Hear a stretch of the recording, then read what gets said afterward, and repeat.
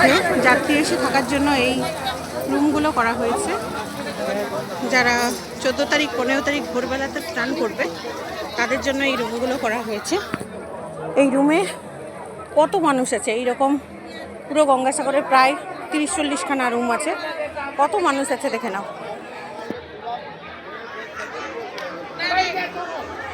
পুরোটা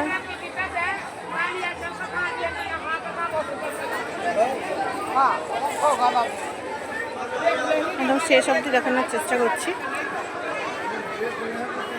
25-30 খানা রুম আছে এরকম। ওইদিকে আরও আছে অনেকটা।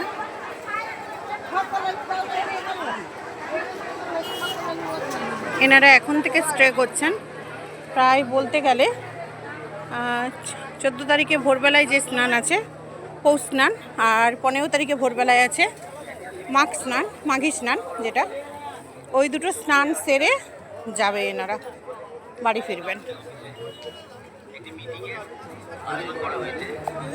আর আমরা এখন বর্তমান একটা লাইন দেখতে পাচ্ছি, দেখো একটা লাইন দেখাচ্ছি।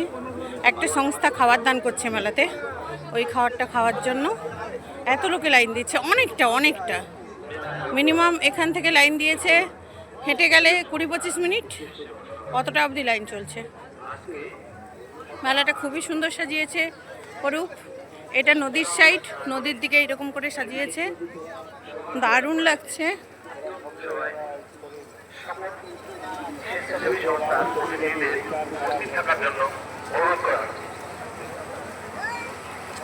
সব জায়গাতে দেখতেই পাচ্ছ মমতাদির ফটো লাগানো আছে, সব জায়গাতে। এদিকেও দেখো, এদিকেও ট্রেন তৈরি হয়েছে থাকার জন্য, বড় বড় সব জায়গাতেই হচ্ছে।